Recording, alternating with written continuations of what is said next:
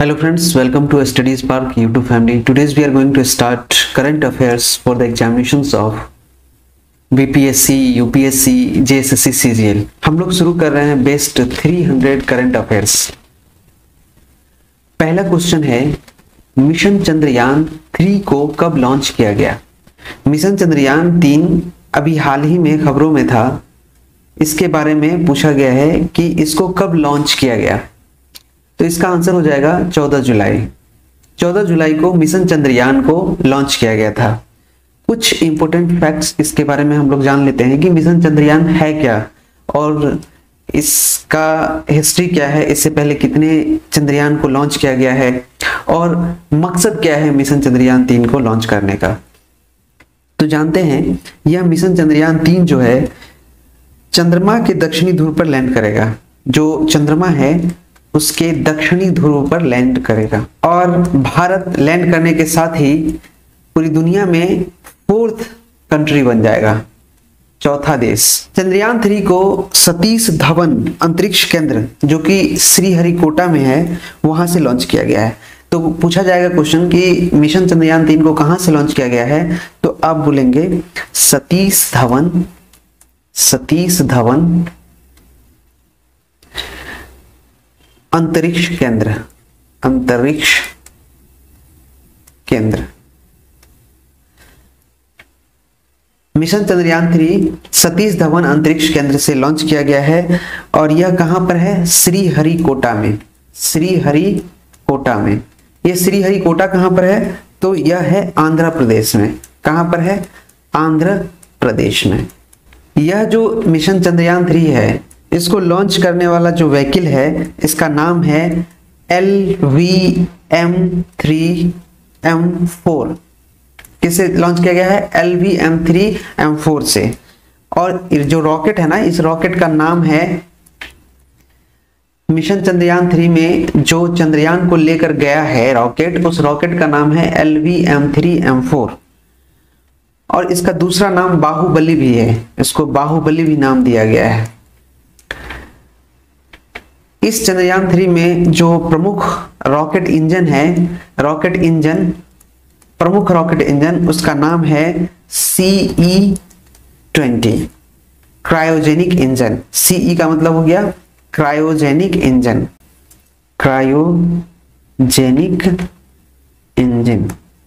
ठीक है।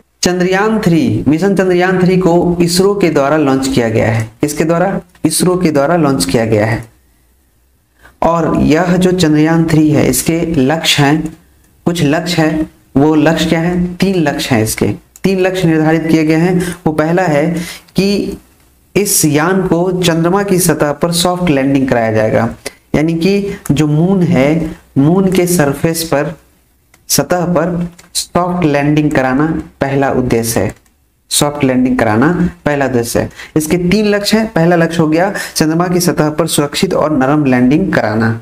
दूसरा है चंद्रमा पर रोवर की घूमने की क्षमताओं को प्रदर्शित करना और तीसरा लक्ष्य है वैज्ञानिक अवलोकनों का प्रदर्शन। चंद्रयान 3 से क्वेश्चन बनेंगे, ये काफी इंपोर्टेंट टॉपिक है, इसलिए इसको विस्तार से पढ़ते हैं। देखिए, ये जो चंद्रयान 3 है, हमारा चंद्रयान 3 है, यह देश के लिए गौरव की बात है और यह एक नया कीर्तिमान होगा, क्योंकि पूरी दुनिया में ऐसा कोई भी कंट्री नहीं है जिसने साउथ पोल पर, यानी कि दक्षिणी ध्रुव पर अपने यान को उतारा होगा। और दक्षिणी ध्रुव पर इसलिए भी नहीं उतारा है क्योंकि यह काफी दुर्गम और कठिन है।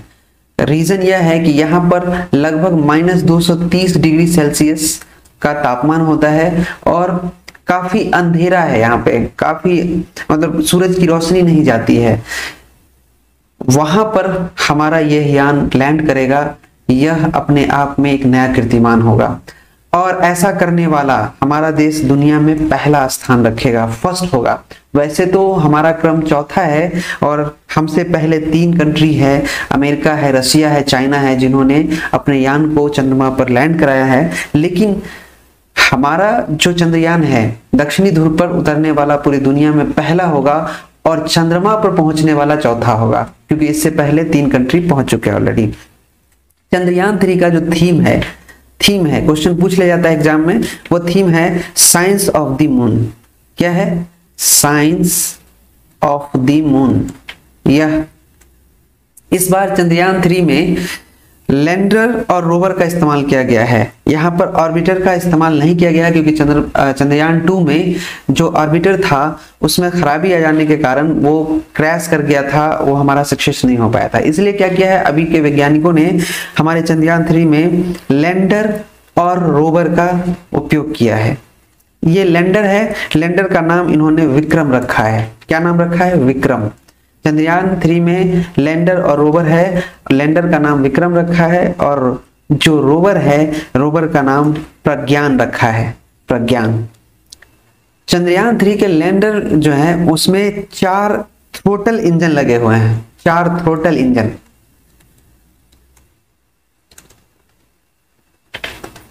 चार थ्रोटल इंजन लगे हैं और यह चंद्रयान 3 जो है मिशन वह चंद्रयान 2 का अनुसरण करेगा। और सबसे बड़ी बात कि चंद्रयान 3 जो है भारत की सबसे भारी रॉकेट लॉन्चर व्हीकल है, भारत की सबसे हेवी रॉकेट लॉन्चर व्हीकल है जिसका नाम है मार्क 3 AKA। इससे लॉन्च किया गया है। इसका पूरा नाम है मार्क 3 AKA LVM-3। इससे लॉन्च किया गया है और जो लॉन्च करने वाले हैं वह एजेंसी है इसरो। इसरो के द्वारा यह लॉन्च किया गया है।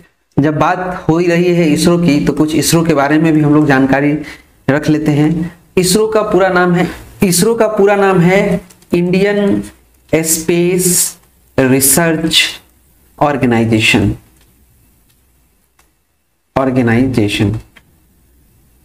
और इसरो का जो मुख्यालय है, इसका जो HQ है, हेडक्वार्टर है, वह है कर्नाटक स्टेट में, कर्नाटका के बेंगलुरु में।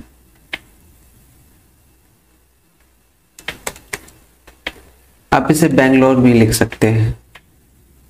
जो इसरो के प्रेजेंट हमारे चेयरमैन है, प्रेजेंट चेयरमैन, उनका नाम है Shri S Swaminathan. Present chairman वो हैं S स्वामीनाथ, श्री S स्वामीनाथ। ये काफी इंपॉर्टेंट फैक्ट है जिसे आपको हमेशा रिमेंबर रखना है। अभी हम लोग चंद्रयान 3 के बारे में जानकारी हासिल किए, कुछ जानकारी चंद्रयान 1 के बारे में भी हासिल करते हैं। इसके बारे में जो ख्याल आया, जो इसकी शुरुआत हुई थी वह 15 अगस्त 2003 को हुई थी और शुरुआत जो स्टार्ट करने वाले थे इसके बारे में जो थॉट आया था, जिन्होंने इस पर काम करना प्रारंभ किया वो थे हमारे भारत के prime minister Shri Atal Bihari Vajpayee ji. Okay. और चंद्रयान 1 पर इन्होंने प्रारंभ कर दिया काम करना। इन्होंने शुरुआत किया 2003 में और इसके 5 साल बाद 22 अक्टूबर 2008 को चंद्रयान प्रथम को लॉन्च किया गया, चंद्रयान फर्स्ट को लॉन्च किया गया। और लॉन्च जिस रॉकेट से किया गया उसका नाम था PSLV-C11 रॉकेट। जिससे लॉन्च किया गया उस रॉकेट का नाम था PSLV-C11 रॉकेट। और चंद्रयान फर्स्ट जो था इसको जो किया गया, लॉन्च करने के पीछे मुख्य उद्देश्य था चंद्रमा पर पानी का पता लगाना, जल का पता लगाना। मेन मकसद था चंद्रयान प्रथम का जल की उपलब्धता का पता लगाना, लेकिन वह सक्सेस नहीं हो पाया। फिर हमने चंद्रयान 2 पर काम करना शुरू किया और चंद्रयान 2 को लॉन्च किया गया। अब बात करते हैं चंद्रयान 2 की। चंद्रयान सेकेंड को जो लॉन्च किया गया था वह 22 जुलाई 2019 को लॉन्च किया गया था, 22 जुलाई 2019 को। याद रखना है ये डेट आपको। और जिस रॉकेट से लॉन्च किया गया था उस रॉकेट का नाम था GSLV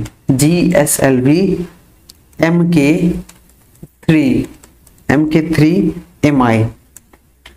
और इस रॉकेट का जो वजन था वह था 3850 किलोग्राम, 3850 किलोग्राम।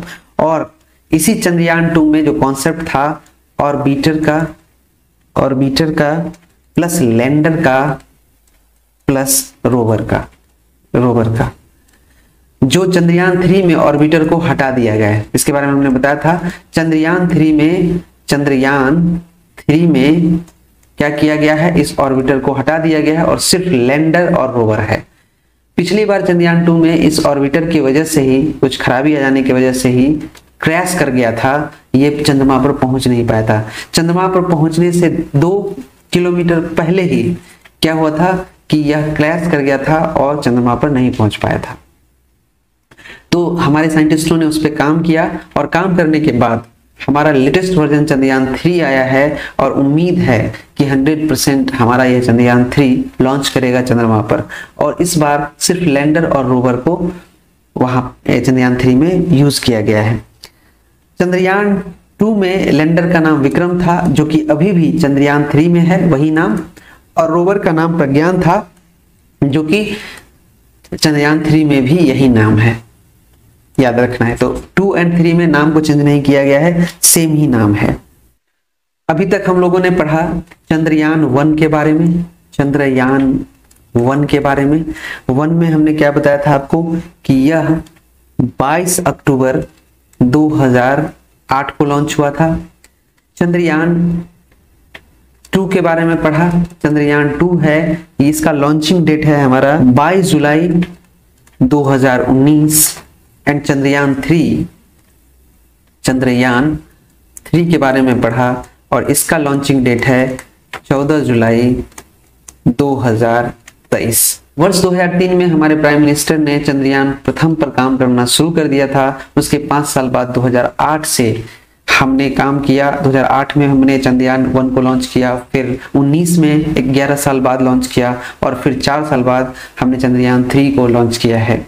तो ये हमारा बहुत बड़ा जर्नी है और पहले की अपेक्षा 3 काफी लेटेस्ट है और इनमें कई संशोधनों को किया गया है। साइंटिस्टों ने सीखा है अपने अनुभव से, चंद्रयान प्रथम सेकेंड के अनुभव से चंद्रयान 3 को उससे बेहतर बनाया गया है और इसे चंद्रमा पर भेजा गया है। आपको बता दें कि चंद्रयान 3 को बनाने में जो खर्च आया है वह 615 करोड़ रुपए का आया है। इसकी लागत है 615 करोड़ और इस रॉकेट का जो वजन है, वह उसका वेट है, वह है 642 टन। और उम्मीद जताई जा रही है कि 23 से 24 अगस्त तक यह चंद्रमा पर, मून पर सॉफ्ट एंड सेफ लैंडिंग करेगा।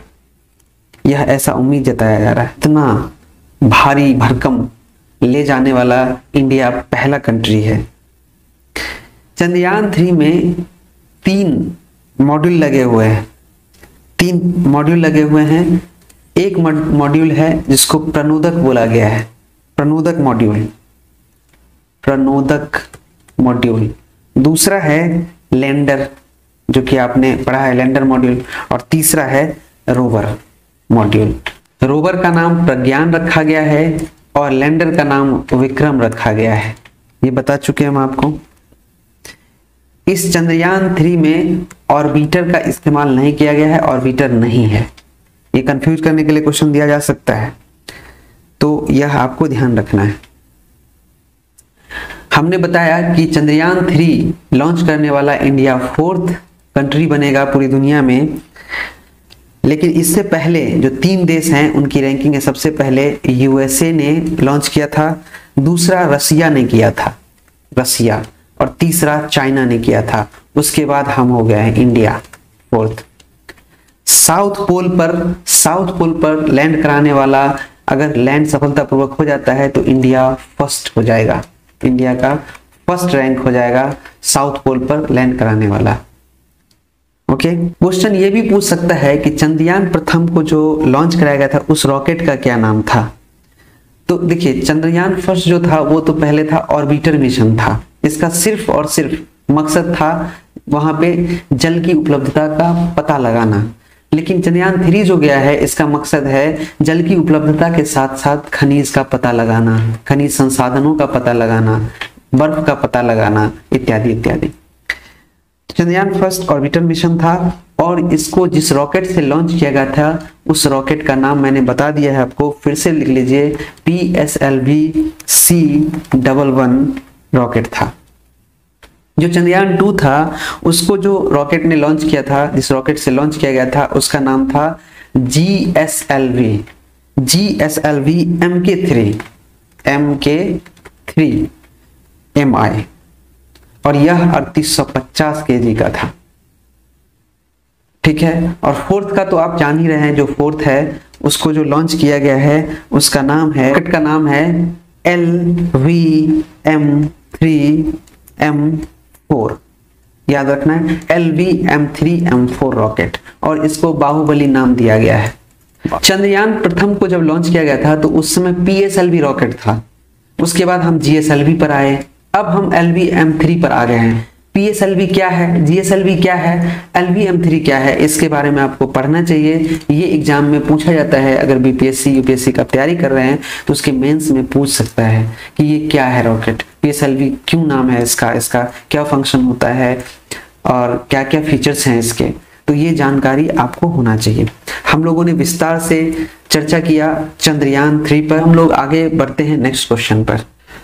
क्वेश्चन है, भारत का पहला राज्य जिला जिसने राइट टू वॉक लागू किया है, the first state district in India which implemented right to walk. इसका करेक्ट आंसर होगा पंजाब। पंजाब स्टेट है जिन्होंने राइट टू वॉक प्रारंभ किया है। हम लोग उस दिन 5 जून पे डिस्कस कर लिए थे और 5 जून का कुछ करंट अफेयर्स बच गया था, उसको डिस्कस करते हैं। देखिए 5 जून को वर्ल्ड इन्वायरमेंट डे मनाया जाता है, विश्व पर्यावरण दिवस 5 जून को मनाया जाता है। और 5 जून को एक न्यूज आई थी, टाटा ग्रुप गुजरात में भारत की पहली lithium ion cell manufacturing giga factory स्थापित करेगा। ये टाटा ग्रुप है, टाटा ग्रुप काफी नाम सुने होंगे आप, टाटा कंपनी है रतन टाटा सर की। ये गुजरात में, कहां पे, तो गुजरात में भारत की, इंडिया की पहली, India's first lithium ion cell manufacturing giga factory लगाएगी, स्थापित करेगी। जून को ही एक न्यूज ट्रेंड कर रही थी कि जो दुनिया का गुप्तचर है, CBI हो गया, रॉ हो गया, IB हो गया, इस तरह के जो पूरी दुनिया में है गुप्तचर, उन गुप्तचरों के प्रमुख जो हैं, जो वहां के हेड हैं, उन प्रमुखों की गुप्त बैठक हुई है और वह हुई है सिंगापुर में। कहाँ हुई है? सिंगापुर में। तो गुप्तचरों की बैठक हुई है, गुप्तचरों की बैठक कहाँ हुई है? सिंगापुर में। ये पूरी दुनिया की, लिख सकते हैं आप, वर्ल्ड के जो गुप्तचर हैं विश्व के, उनकी हुई थी। आप ये भी नोट कर सकते हैं, महाराष्ट्र स्टेट है, महाराष्ट्र राज्य है, वहां एक भिवंडी प्लेस है, भिवंडी में क्या हुआ है, भारत का पहला कार्बन मुक्त गांव विकसित किया जा रहा है। वहां पे एकदम कार्बन का कोई नामो निशान नहीं है, वहां पे कार्बन मुक्त गांव बसाया जा रहा है, विकास किया जा रहा है, उसका डेवलप किया जा रहा है महाराष्ट्र के भिवंडी में। संयुक्त राष्ट्र महासभा के 78वें अध्यक्ष के रूप में डेनिस फ्रांसिस्को को चुना गया है। डेनिस फ्रांसिस्को को 78वीं अध्यक्ष 78th चेयरमैन के रूप में चुना गया है। और कहां का ये चेयरमैन बनेंगे? तो यूएनओ के, संयुक्त राष्ट्र महासभा के चेयरमैन बनेंगे। कि NIRF रैंकिंग होती है, एक नेशनल इंस्टीट्यूट रैंकिंग फ्रेमवर्क, जिसमें जितने भी इंस्टीट्यूट हैं हमारे इंडिया में, टेक्निकल इंस्टीट्यूट हैं, उन सब की रैंकिंग होती है। उस रैंकिंग में ये 2023 में रैंकिंग हुई है और इस रैंकिंग में IIT मद्रास को फर्स्ट रैंक पे रखा गया है। IIT मद्रास ने पहला रैंक हासिल किया है, फर्स्ट रैंक हासिल किया है। मैक्स वर्स्टापन मैक्स वर्स्टैपन, आपने ये नाम सुना होगा, काफी न्यूज में था। मैक्स वर्स्टैपन ने स्पेनिश ग्रैंड प्रिक्स 2023 का खिताब जीता है। किसका? Spanish grand prix. Max Verstappen ने स्पेनिश ग्रैंड प्रिक्स 2023 का खिताब अपने नाम किया है। प्रतिष्ठित लोकमान्य तिलक पुरस्कार 2023 से किसे सम्मानित किया गया है?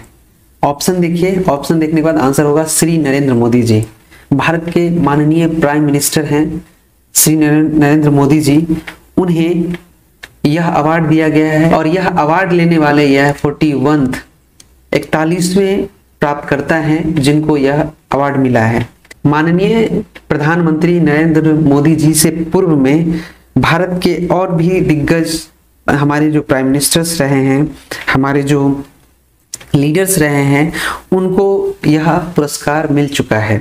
जैसे कि इंदिरा गांधी, यह पुरस्कार पाने वाली इंदिरा गांधी जी हैं, उन्हें भी मिल चुका है। हमारे प्राइम मिनिस्टर रहे हैं पूर्व में दिवंगत अटल बिहारी वाजपेयी जी, उन्हें भी ये मिला है। मनमोहन सिंह जी, ये अभी हमारे भूतपूर्व प्राइम मिनिस्टर रहे हैं, इन्हें भी यह अवार्ड मिल चुका है।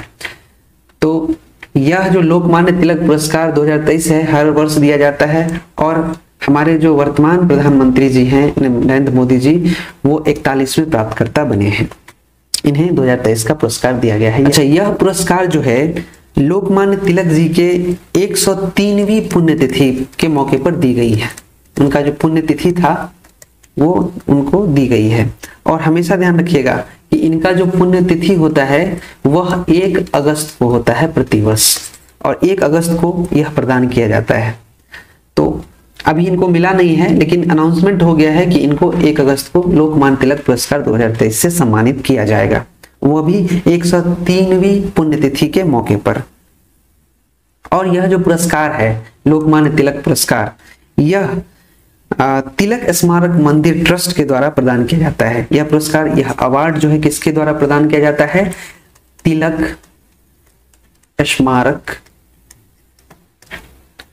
मंदिर टेम्पल ट्रस्ट के द्वारा प्रदान किया जाता है। और यह जो पुरस्कार दिया जाता है उसमें पुरस्कार स्वरूप एक स्मृति चिन्ह और एक प्रशस्ति पत्र दिया जाता है। और एक क्या दिया जाता है? प्रशस्ति पत्र दिया जाता है। लोकमान्य तिलक पुरस्कार को वर्ष 1983 में प्रारंभ किया गया था। कब शुरू किया गया था? वर्ष 1983 ईस्वी में स्टार्ट किया गया था। Which state's police has started the OPS clean campaign? किस राज्य की पुलिस ने OPS क्लीन अभियान स्टार्ट किया है? तो इसका करेक्ट आंसर होगा पंजाब।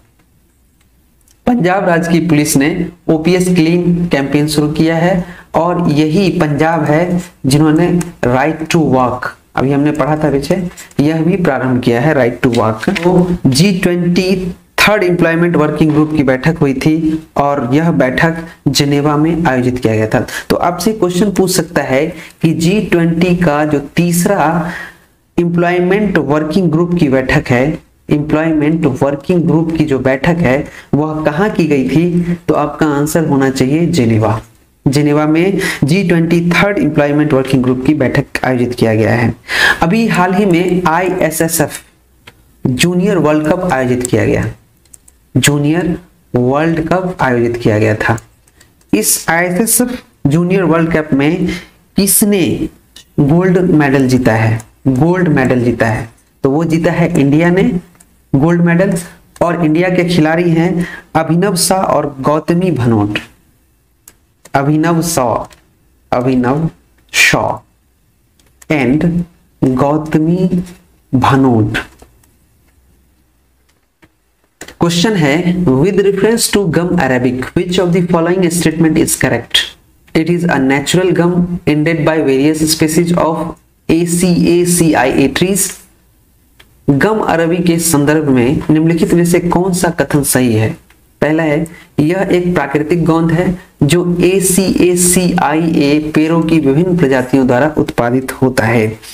तो इसका जो आंसर होगा यह सही है कि it is a natural gum इंडेड by various species of acacia trees.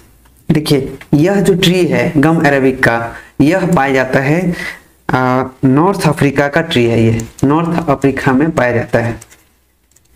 ठीक है, सबसे बड़ी बात है कि यह जो होता है गम, यह जो गम है, गम जो चिपकाने वाला होता है उसी को बोलते हैं। ये अभी हाल ही में चर्चा में था तो इसलिए मैंने बताया कि यह नॉर्थ अफ्रीका में पाया जाता है और यह नॉन टॉक्सिक होता है, नॉन टॉक्सिक होता है और स्मेल भी नहीं होता है, इसमें स्मेल नहीं होता है, स्मेल नहीं पाया जाता है, दुर्गंध मुक्त होता है ये। और नॉर्थ अफ्रीका के सहारन जो रीजन है, सहारन रीजन, वहां पे पाया जाता है इसको। सहारन रीजन तो मरुस्थलीय क्षेत्र में यह पाया जाता है। और ऐसा नहीं है कि ये सिर्फ नॉर्थ अफ्रीका में ही पाया जाता है, बहुत ज्यादा मात्रा में ये नॉर्थ अफ्रीका में पाया जाता है। लेकिन वैसे अगर कहा जाए तो यह जो गम का अरेबिक ट्री है, जो गम का उत्पादन होता है, ऐसे normally India, South Africa, Australia, इन सब में पाया जाता है। जैसे अगर आपसे पूछ ले जाए कि गम अरेबिक जो है, गम अरेबिक का सबसे लार्जेस्ट प्रोड्यूसर कौन है, कौन सी कंट्री है, तो आंसर होगा इसका कैमरून। कैमरून यहाँ पे ये पाया जाता है। भारत का पहला international multi modal logistic park कहाँ विकसित किया जा रहा है? Where is India's first international multi modal logistic park being developed? इसका आंसर होगा जोगीघोपा, आसाम। आसाम में भारत का पहला international multi modal logistic park स्थापित किया जा रहा है, विकसित किया जा रहा है और वह जगह है जोगीघोपा। 6 जून को एक न्यूज आई थी कि जम्मू एंड कश्मीर में लेवेंडर महोत्सव मनाया गया है। लेवेंडर फेस्टिवल का आयोजन किया गया है, महोत्सव मनाया गया है। तो जम्मू एंड कश्मीर में क्या हुआ है? लेवेंडर फेस्टिवल मनाया गया है। और इसी दिन स्वीडन के फुटबॉलर ज़्लाटन इब्राहिमोविच ने फुटबॉल से संन्यास की घोषणा किया है। तो फुटबॉल क्लब से, यानी फुटबॉल खेलने से जो संन्यास लिया है वो कौन लिया है? उसका नाम है, फुटबॉलर है, ये फुटबॉलर हैं और इनका नाम है ज़्लाटन इब्राहिमोविच। मैं हिंदी में लिख दे रहा हूं, थोड़ा सा टफ नेम है, ज़्लाटन इब्राहिमोविच।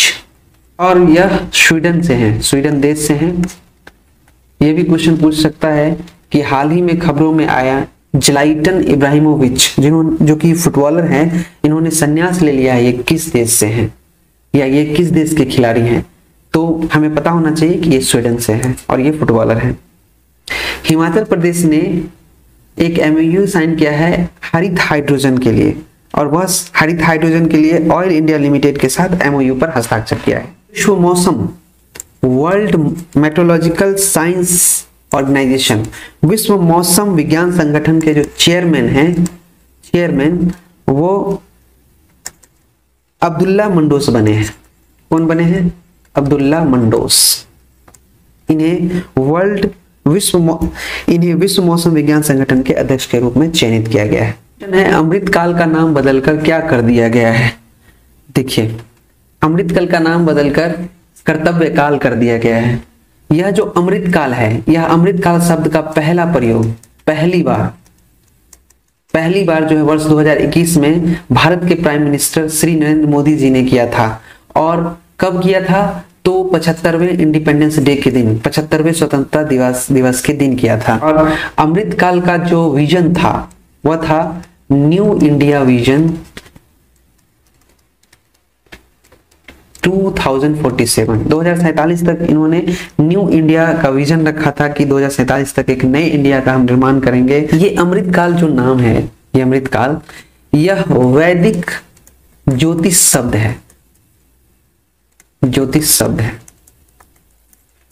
ये जो कर्तव्य काल है, जो पहले अमृतकाल था, इसका जो लक्ष्य था क्या था? 25 वर्षों में तेजी से, बहुत मतलब फास्टेस्ट, जितना भी लाभदायक होता है विकास, है ना, प्रॉफिटेबल डेवलपमेंट करना, इसका विजन है, लक्ष्य है। जो हमारे इंडियन सिटीजन है, इंडियन सिटीजन, उनका जो लाइफ स्टाइल है, लाइफ स्टाइल, उसमें डेवलपमेंट की बात करते हैं हम, उसमें विकास की बात करते हैं, उसमें सुधार की बात करते हैं।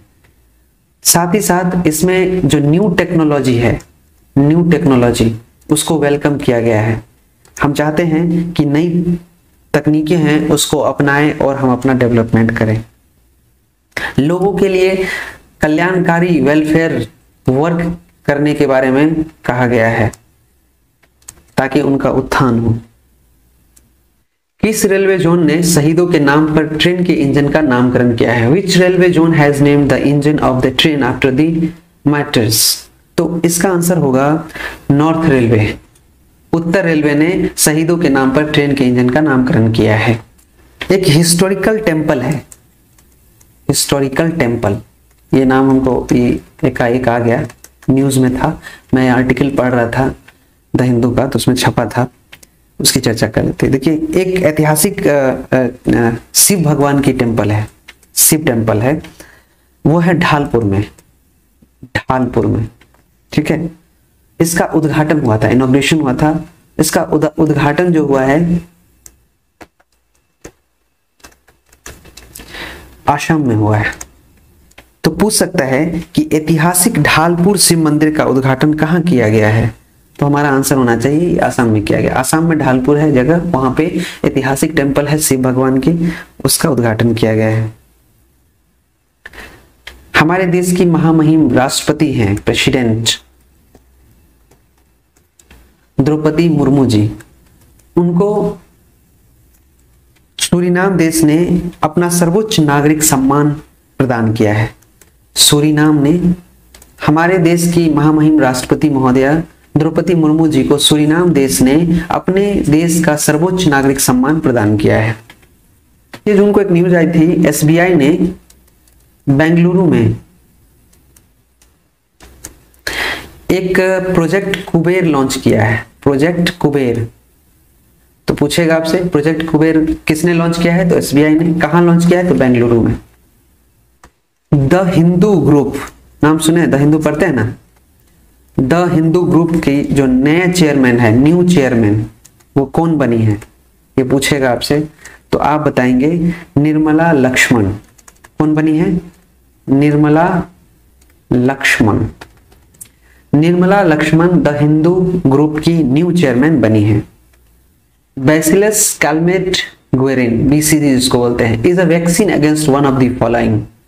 बैसिलस कैलमेट गुएरिन, बीसीजी, निम्नलिखित में से किस एक बीमारी के खिलाफ एक टीका है? आंसर होगा ट्यूबरकुलोसिस, यक्ष्मा जिसको हिंदी में बोलते हैं।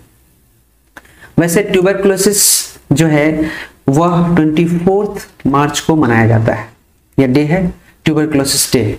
कब है? 24 मार्च को। और इसके लिए जो वैक्सीन बना है उसको बीसीजी बोलते, बैसिलस कैलमेट गुएरिन। ट्यूबरकुलोसिस जो होती है वो किसके कारण होती है? तो वह होती है माइकोबैक्टीरियम ट्यूबरकुलाई के कारण होती है। माइकोबैक्टीरियम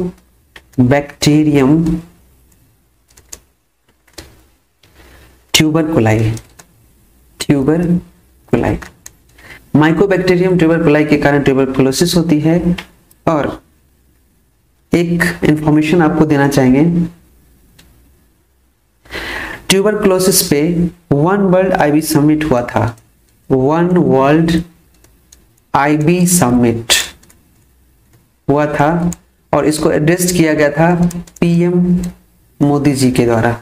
भारत के प्रधानमंत्री मोदी जी ने इसे किया था, एड्रेस किया था, और यह वाराणसी में आयोजन किया गया था। वाराणसी में वन वर्ल्ड आईवी समिट किया गया था ट्यूबरकुलोसिस जागरूकता के लिए। ट्यूबरकुलोसिस को एंड करने का जो ऑब्जेक्टिव है, एंड करने का, वह है 2025। ये क्वेश्चन कई बार पूछा गया एग्जाम में, इसलिए याद रखिएगा। टीबी एंड करने का इंडिया का जो लक्ष्य है 2025 तक है।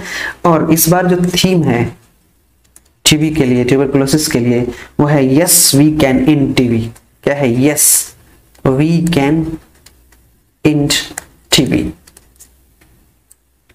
ट्यूबरकुलोसिस, ये टीबी के लिए इसका जो अध्ययन किया जाता है वो नेशनल टीबी इंस्टीट्यूट है।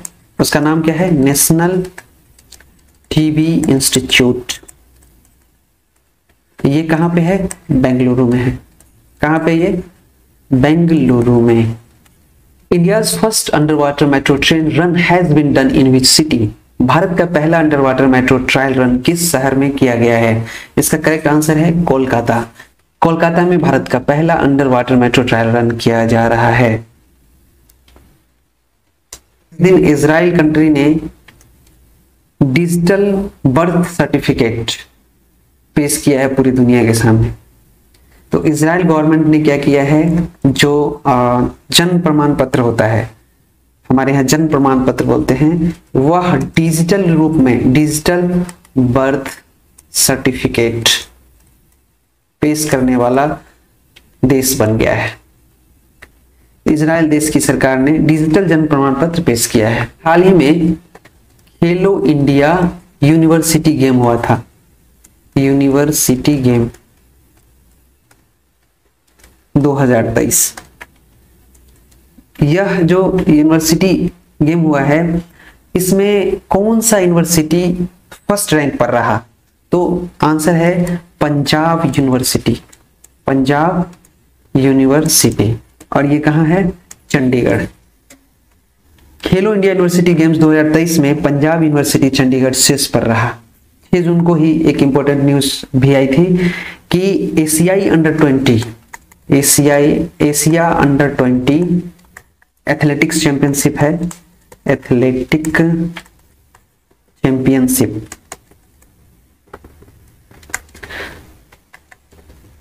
एशिया अंडर 20 एथलेटिक चैंपियनशिप में गोल्ड मेडल सिद्धार्थ चौधरी ने जीता है।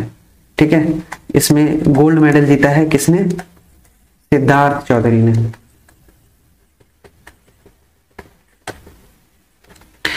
मिलते हैं नेक्स्ट सेशन में। हम लोग कर रहे हैं बेस्ट 300 करंट अफेयर्स का सीरीज, और यह इंपॉर्टेंट है आने वाले जो हमारे कमीशन के एग्जाम है, एसएससी सीजीएल के एग्जाम है, उसके लिए। Thank you, bye bye.